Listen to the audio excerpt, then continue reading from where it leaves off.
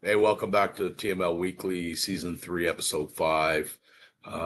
As always, my co-host Johnny. And uh, well, let's before we get into it, let's thank our sponsors, Bjorn Hockey and Don Cherry Sports Grills. Um, so the Toronto Maple Leafs, we 2 weeks ago we came back on after a little hiatus, and we were quite optimistic, right? It was, hey, you know what? They just beat Colorado in Colorado. Fantastic effort, structures there, blah, blah, blah. Right. Ever since that win, let's face it, other than the third period in Winnipeg, it's been a train wreck, right? It's been a train wreck as a whole, and for a multitude of reasons. And really, goaltending hasn't been an issue, strangely enough. Because usually it would, that'll come into play too. I don't think, there's been a couple of questionable goals, but good teams get them. That's going to happen. But it's just the effort and the whole aura around this group right now is concerning as a fan. And there's a bunch of different ways we can go down a rabbit hole here, but let's just try to segmentize it and then come back at the end and summarize what our thoughts are. So let's talk. The hottest thing now is the $5,000 fine that William Nylander received for flipping the bird to the camera guy when the team's losing 3-0. What's your thoughts on that? Can't happen. Can't happen. Not in this market, not in any market anymore. No, but John, listen, you cannot be making 8 sheets a year, 9 sheets. What's he at, 11 now? Yeah. Right? You can't be making 11 sheets a year, up drinking a Crown Royal in the press box and flipping people off. Can't do it, man. It's a terrible look. And unfortunately, this speaks to the leadership in the room. The fact that we're talking about this is criminal with everything else that's going on with the team. But maybe this is a microcosm of the team, right? This is something. It's a train wreck. It's a train wreck. But let's call a spade on this, right? I think especially, guys like us who are watching this team so intently. My God, do we not want William Nylander to just be Willie? Just be great. Like Matthews, just be great. That's all we want. We want nothing but these guys to be the best versions of themselves on the ice, off the ice. That's all we're looking for here. And you know what? Let's go back to when who was the guy? We were playing Boston, the defenseman. We traded him and he got run in the corner and broke his ankle. And remember, nothing happened. And this was going back like 3 years ago, 2.5, maybe 3 years ago. And nothing happened. That whole bench we just kind of went, geez, well, what'd you want us to do? Yep. And you know what? The only thing that's changed about that group, that leadership group, is that 16 is no longer here. The rest of the group is still here. And like, I look at what's happened with Willie. You're a leader on this team. When you don't care, and really, let's be honest, that's what that statement said. He can spin it now as saying, I was frustrated, I was this, I was that. Listen, all of that might be fair. You don't care when you do stuff like that. You know exactly what you're doing as a pro athlete at all times, especially in this city. And when you do stuff like that, it's front page of the Toronto Sun every day. Know everybody's going to go postal on it. And John, it can't happen. I agree. So I'll go down. I'll give you my point here. I agree for the most part. The part that you almost give him a little bit of a slide is because that's him. He was hiding from the guy. They're playing a little duck goose game, right? So he's trying to get them, and the camera guy's trying to get them do his job, right? Get the scratches. So producer probably said, hey, get the scratches and get some, they're down 3-0. It's a world of clicks now, right? So cameraman's playing duck goose with him. He's moving behind, and then they lock eyes, and Willie gives him it's kind of Willie, right? Absolutely bad luck. based on what's going on. I agree with you. It's kind of a microcosm of what's going on. Just from top to bottom in the organization, I don't understand. I mean, Mitch Marner looks like a reincarnation, and he's not even playing well, but he looks like if you listen. could get Gretzky and Messier and Bobby Orr and tie them all. That's how important he was to this group. I mean, they didn't stumble in the regular season for 6-7 years, right? Either won a division or were in that kind of top three. You know, you'd go into the season and it would be basically that, right? Well, let's dial that back a little bit, because, like, sure, was Marner a great regular season hockey player? Everyone on the planet agrees with that statement. Nobody's going to ever dispute that. The reality is, though, with what Tree Living has brought in, is not anywhere close to even NHL level replacement player, let alone to replace the production of Mitch Marner. So I don't know that Mitch Marner is necessarily the glue that was supposedly holding this team together. I think it's much more of what we replaced Mitch Marner with is absolutely, absolutely. But level. there's other guys that have been given the opportunity to. They're not good enough, John. It's not good enough. None of them. Yeah, and Nylander can't stay healthy. You know, if you look at his game as a whole, about 70% of the time he's absolutely electric, dynamic, top 5 player, offensive talent in the world, 100%. Right? But that's 70% of the time, right? And then the other 30% of the time he's floating around and he So are you going to win with a guy like that? Yeah, teams have won with guys like that. Right. It's hard. But that can't be. No, it's not as hard as you think if you're surrounded. I'm not saying that it's okay to take 30% of your shifts off. And I don't think he takes anything off. I just think his give a shit meter isn't there 100% of the time. And guys that are as talented and gifted as William Nylander can get away with that. They can. Guy Lafleur was a perfect example. The smoking and the drinking and the legendary stories of staying up all night and didn't give a shit. But he'd go out there and he'd get 2-1, and Montreal would win cup after cup after cup. Phil Kessel, he left here. What does he do? Just keeps winning, right? Horrible diet, fighting with coaches about weight and drinking pop and this and that. You can win there's a lot of ways you can win. If you studied the dynamic of teams for the last 100 years that have won the Stanley Cup, there's a whole bunch of different ways. Unfortunately, right now, sport. Manny Ramirez was the same way, right? In this sport today, you need to be the Florida Panthers. You need every guy because they've been there 3 times in a row and won 2 of them, right? You need every guy on your roster that will literally drop his gloves and fight anybody anytime for any reason. And they have a team, right? Toronto hasn't had that since probably 93. Yeah, Gilmore. Right? That was the Gilmore Clark years. Yeah, 93 was the last time that group was just, it's like you're going in there and you're going to earn your points. And they've come close and they've been there. And added, when they bring in a Luke Shen and guys like that at the deadline, but it just didn't work.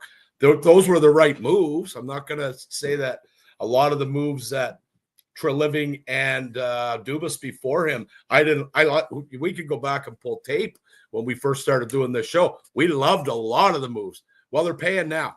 You needed to win one of those cups because now those draft picks and those prospects that you gave up to losing the first round or losing the second round.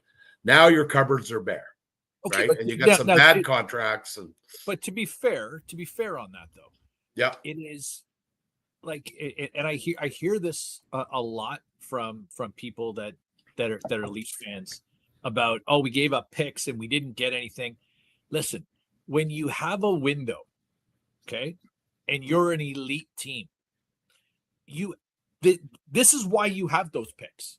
You give those picks because you're close and you think you're close and you think you can get somewhere and you think you can. Now, listen, we didn't do it.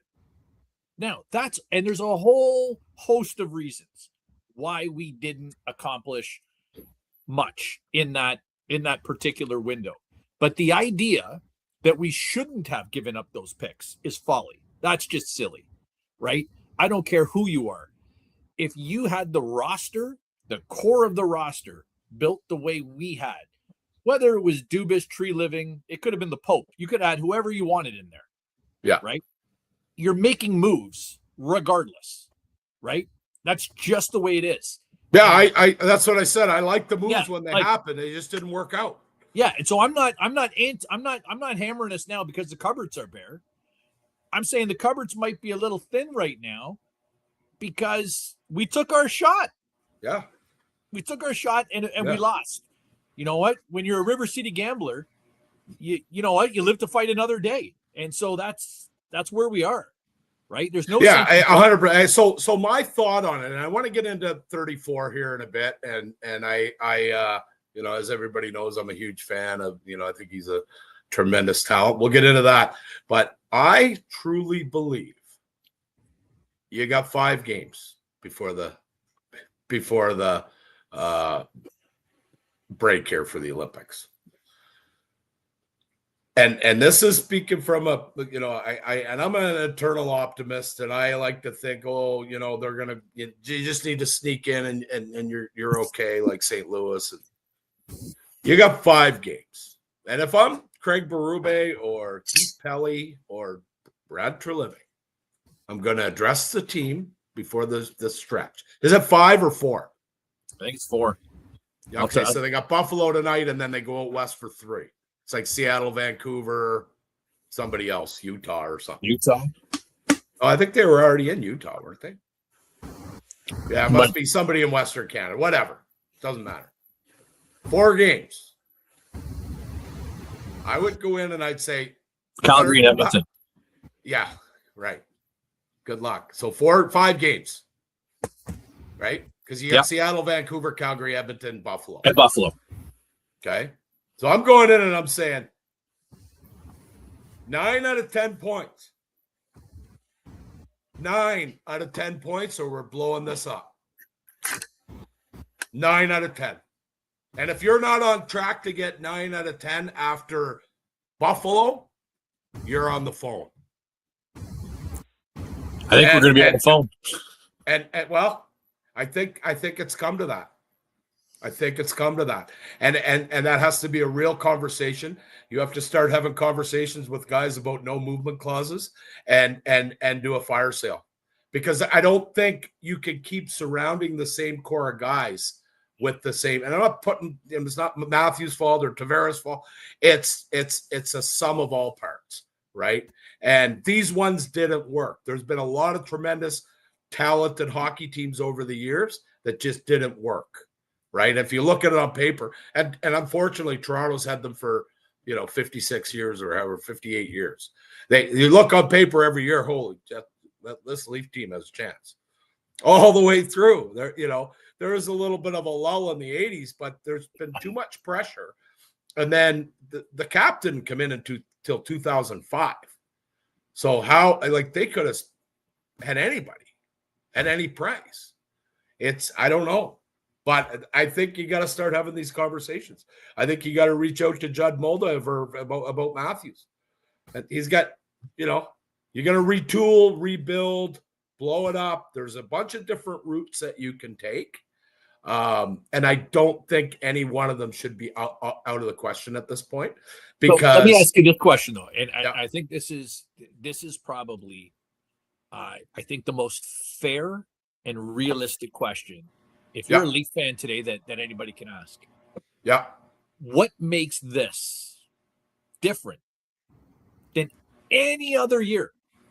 Because listen, I know you've heard this from me before.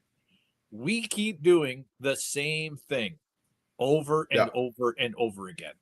And every year we hear, no, it's going to be different this year.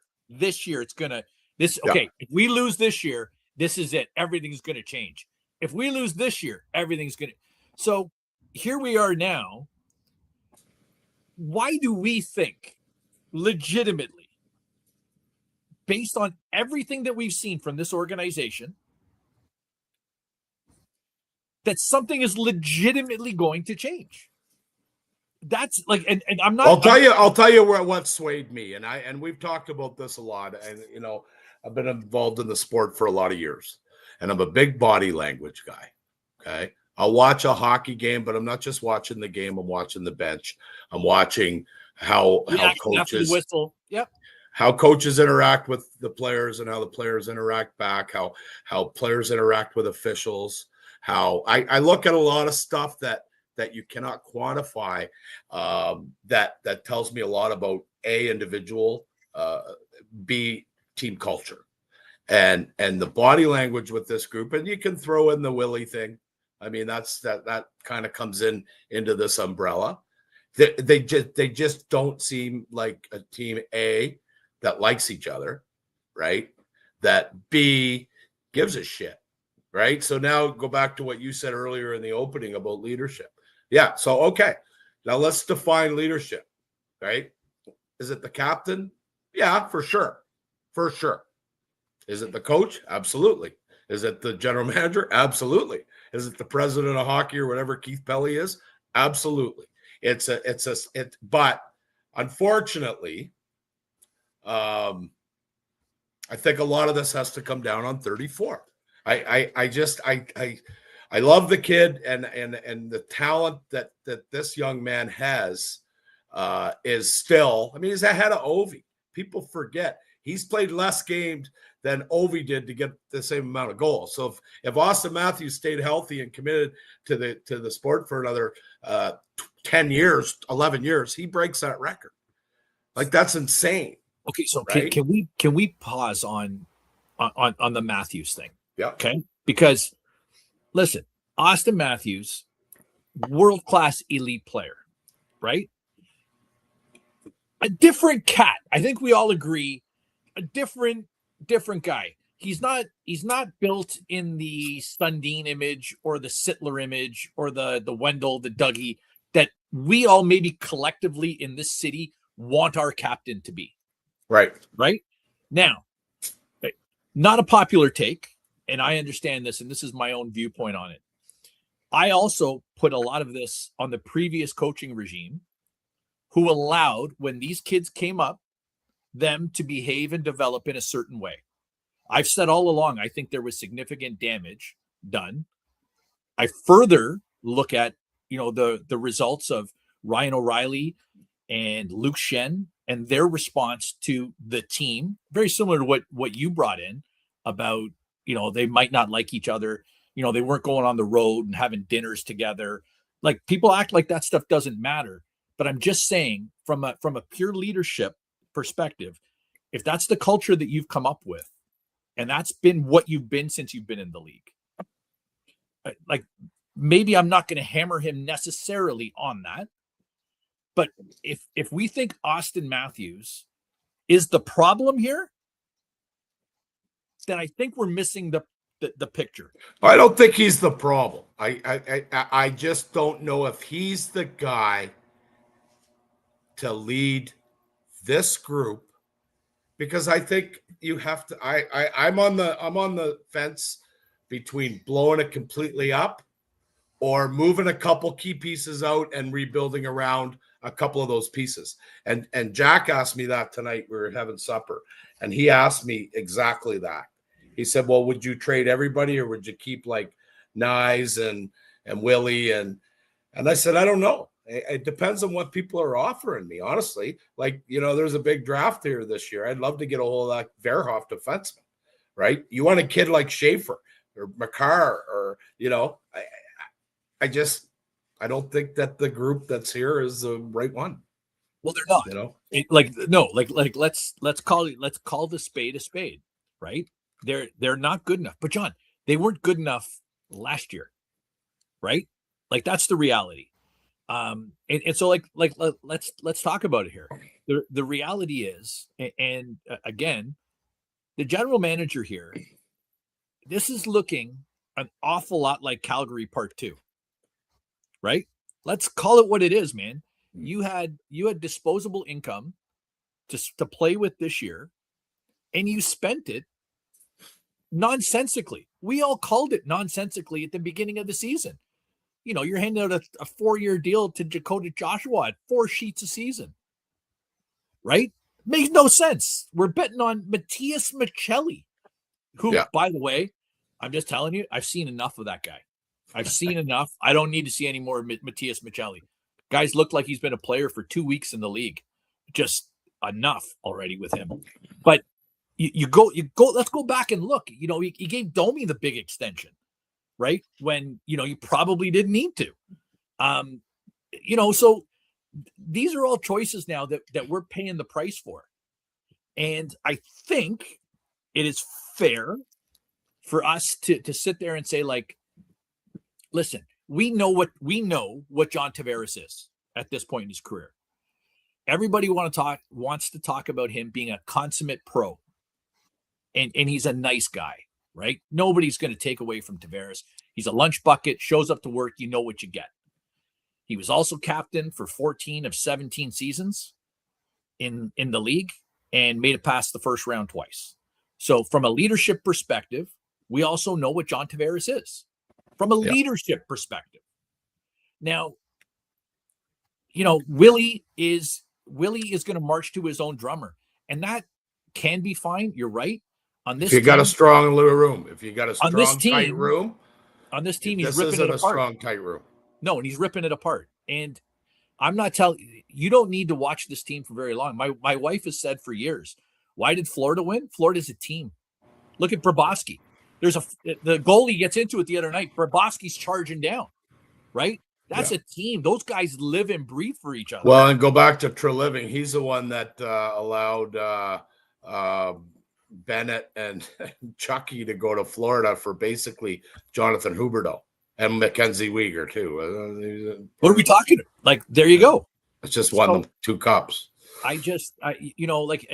Yes, I'm willing to throw Matthews a little bit of responsibility in this, but I also think when you're sitting there and going, he's clearly the best player we have. Yeah, he's been injured half the season, is still top 10 in goals. My question is, and I like him too, but my question is, what is he worth?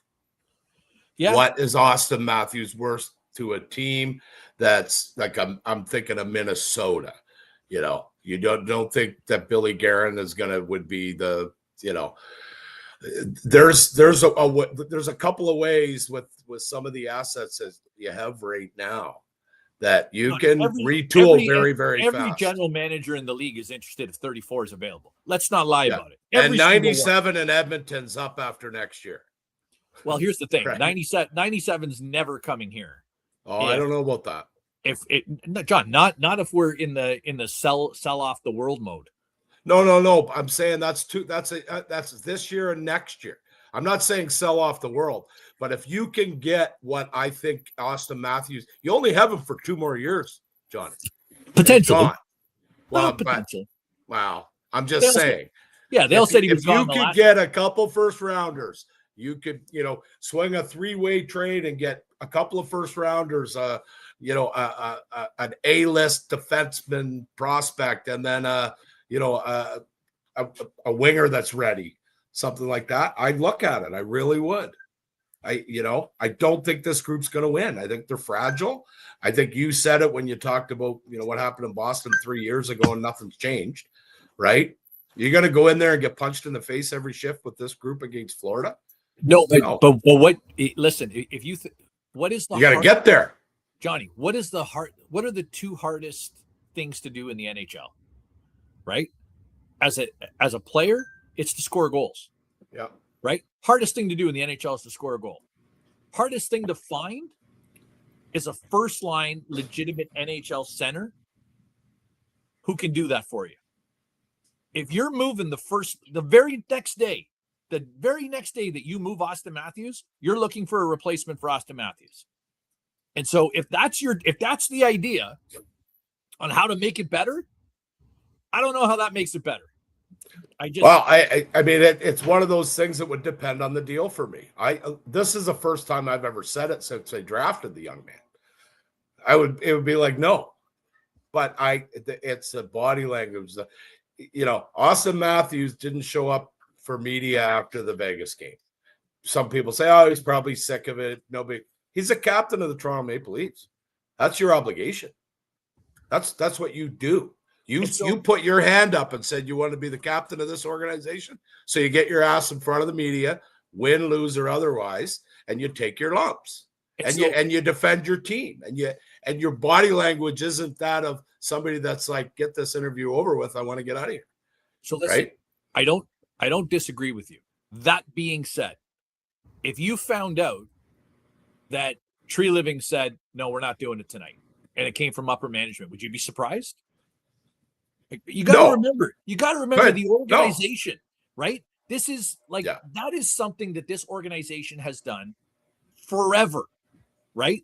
They don't give explanation. They don't say anything. You don't get details, and it just is what it is. And then they let everybody speculate and go wild. Well, it's fractured, right? But John, that's what I'm saying. So we're gonna hang Matthews out to dry for it. No, I'm not hanging Matthews out to dry. I'm just saying if you have to make a decision. His call. It might not even have been his call.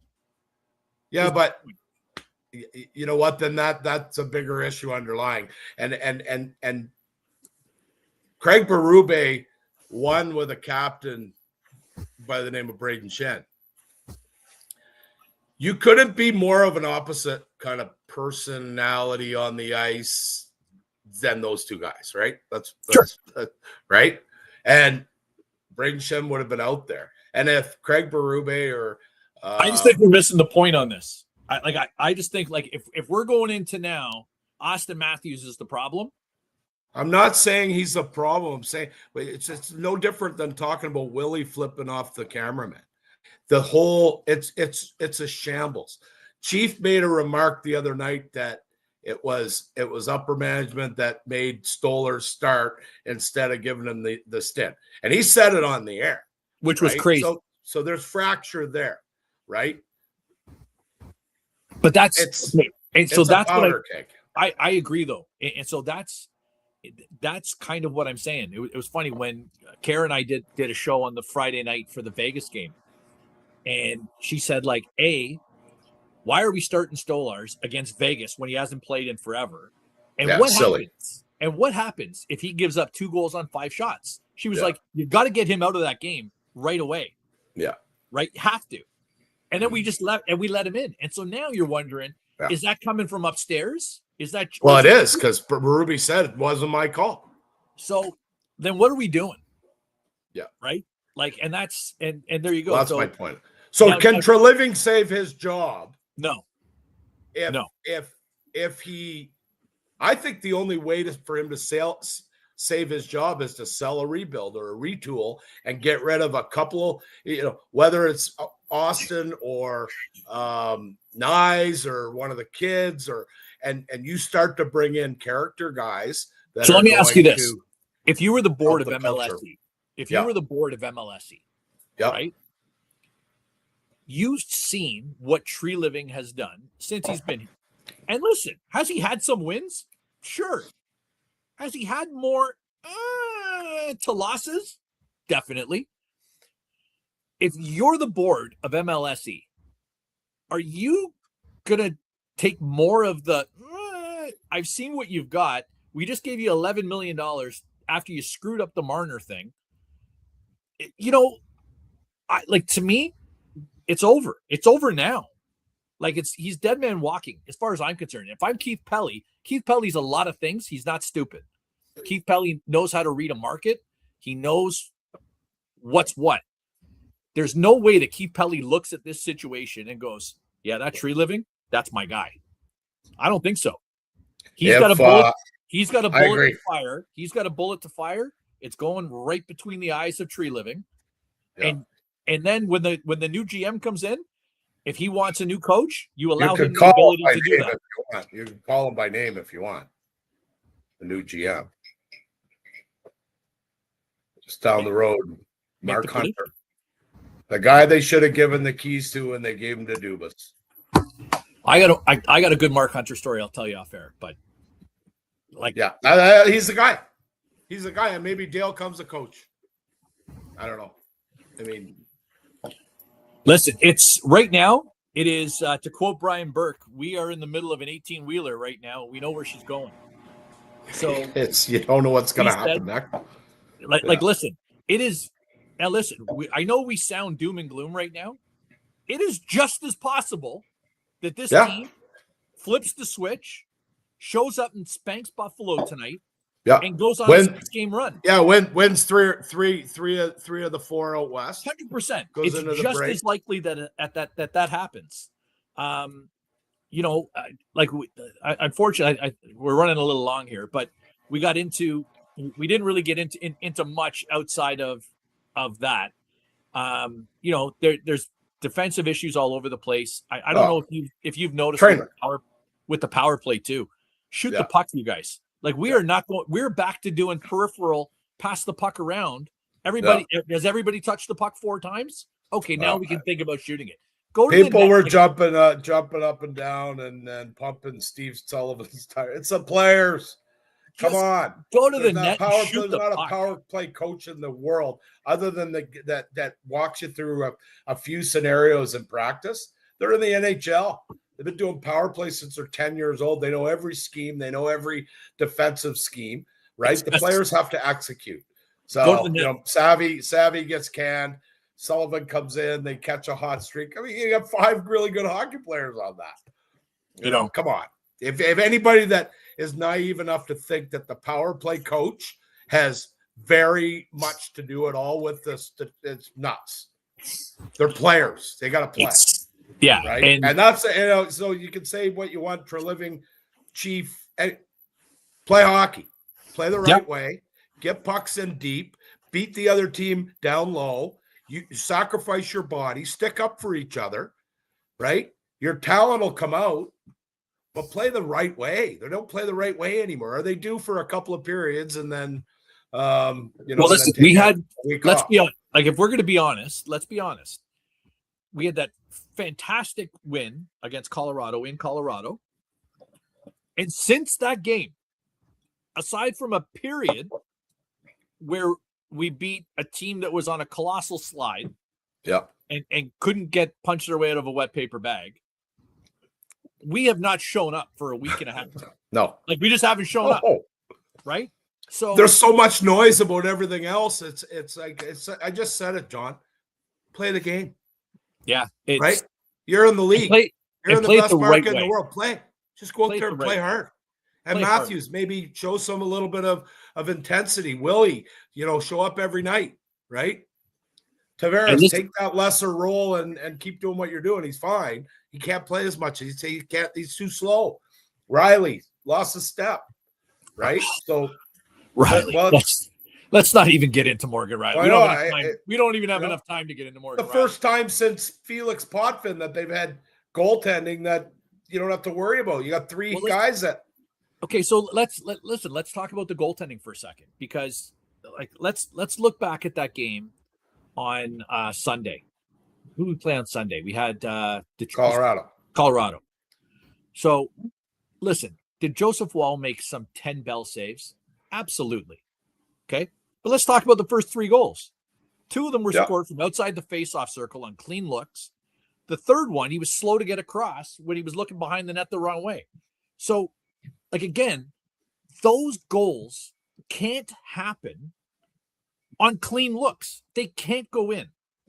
Now, 3 weeks ago, when we were on the hot streak, those goals weren't going in. Right. So to a great extent now, and again. So do you think Joe Woll sucks at being a goalie now? Or do you think maybe it's the whole atmosphere of what's going on in front of him? I think there's 100% of all of that can be fair, right? At the same time, if we're going to sit there and say, Austin Matthews, I need to see a little more fire from you. Willie, I need you to show up. It's not unreasonable to sit there and say, Joe Woll, when you have a 40-foot clean look, you got to save it, right? That's not unreasonable. Now, just my opinion on this, and I've taken some heat in a few corners from people for saying this. I do not understand, for what you have seen this year from Dennis Hildeby, the risk averseness to playing this guy. Joseph Woll is made of glass. We know this. We run him out game after game after game while you've got a 6'7" goalie who's all he's done is look like he belongs in the NHL as a goaltender. And they won't play him. And I don't understand. Maybe that speaks of interference from upper management, because Craig Berube is in a he's in a business of winning, and he's going to get judged on wins and losses at the end of the day. And if Hildeby's his best option, which I don't disagree with you,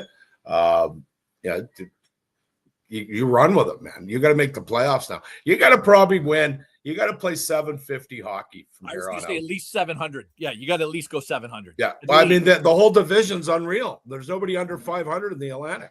Yeah, right. It's never been ever. And you know what? It's good. Nobody's. I'm glad that the other teams are starting to, figure it out and get there. But I think this window's over. I really do. Yeah, I mean, you could very well be right, John. We'll know in a week, right? We'll know next week. We might know after tonight. As crazy as that sounds. At home tonight, anything's on the table, man. I got to do a quick shout out to the Halifax Hawks, U13 AAA, Jack's team, playing real well of late. Tied in points with their rival Tassa from just outside Halifax, former association of Brad Marchand. And last night we went over to Cole Harbor, and they missed 2 days of school for a snowstorm, but they were able to play hockey last night. So figure that out. But they went into Cole Harbor and stole 2 big points from a real good Cole Harbor team that it looked like about 3 6-footers on the back end, 12 years old, big boys. But Halifax went in, and they're off to the island this weekend, PEI, for the 49th annual Spud AAA hockey tournament. And I'm pretty sure if I didn't play on the first one, I played in the second one. So 48 years ago, I was over in Charlottetown as a little guy, little younger than Jack. You were probably 17. Yeah, I was 20. No. So we ended up, we got a tough division. Fredericton Canadians, really good club. Lots of talent. The Moncton Beavers, unreal club. Lots of talent. And then we've got the Western Warriors, who we don't know too much about from PEI, but should be a good weekend. My money's on the Beavers. They're good, man. They can play. There's a couple of, do you remember Doug Duell? He played, I think, in the Boston organization for a bit. He played somewhere anyway. His son's on the team. He's a real nice player, Joe.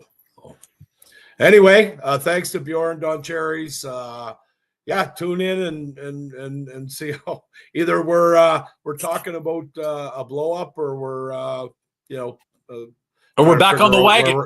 We're gonna watch the parade. Yeah. There's no in between. None. No, we're done at this point. All right. Goalies go.